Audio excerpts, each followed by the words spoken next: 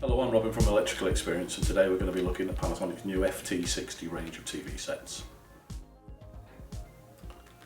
The FT60 series sets from Panasonic come in two sizes, 42 and 47 inch. They feature a full 1080p edge-lit LED IPS panel which gives you great viewing angles, virtually unlimited, almost plasma-like. Has a 1600Hz backlight scanning system, allied to a 200Hz video processor, so it gives you top-notch video motion handling and picture clarity. It has the new Hexa processing engine, which is Panasonic's new top-of-the-line video processor, which can do many things very quickly, so it gives you great picture quality. Features Freeview and FreeSat HD tuners as standard. Great TV.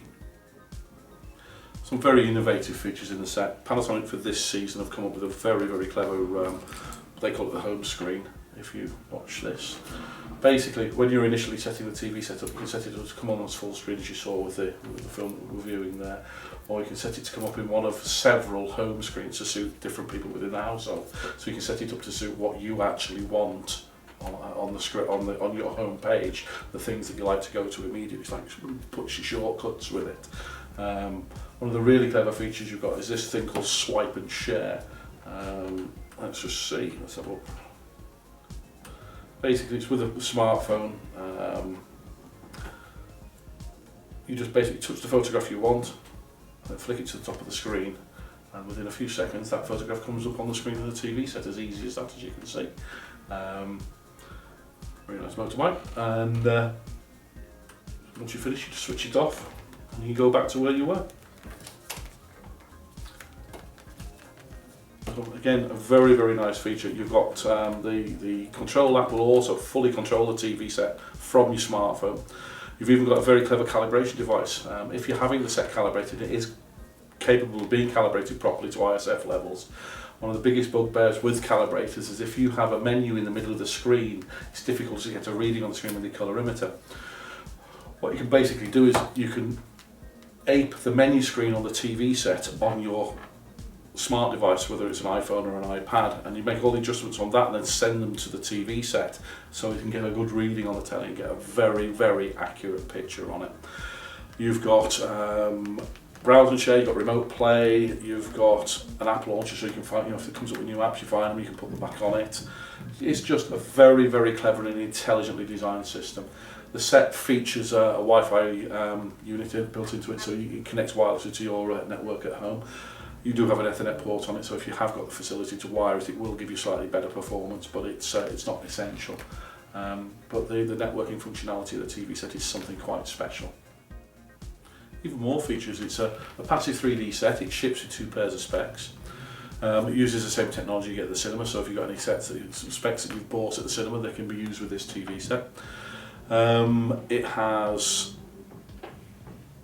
media support for usual suspects, AVC HD SD cards, standard definition SD cards. You've got AVI files, MKVs, WMVs, MP4s, FLVs, and many other video codecs it'll recognise.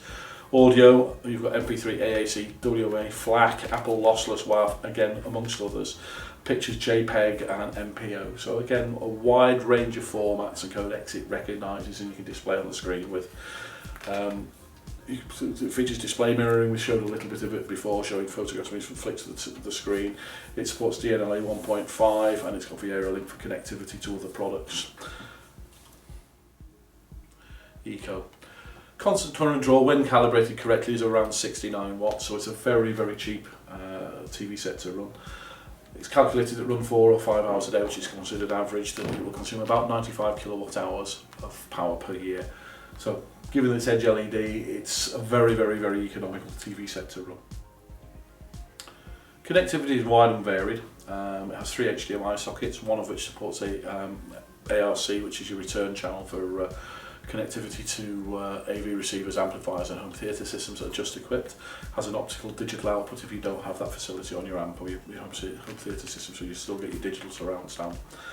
You've got one RGB SCART via an adapter, you've got a component and composite video input via an adapter. Obviously you've got a LAN stroke Ethernet input if you can't use it wirelessly. Even old-fashioned headphone sockets with individual headphone volume with the standard level of the TV as well. Again, a useful feature to have. Has an SD card reader for just popping the cards in the side of the screen, and away you go. You can watch your pictures on screen there. Once again, in conclusion, Panasonic, I'd say, have hit the nail on the head with this model again. They seem to have an unbroken streak this year. Design is beautiful, the picture quality is unsurpassed at its price point, features and facilities are fantastic, easy use is wonderful. It's just a great all-round television set, and I genuinely can't fault it.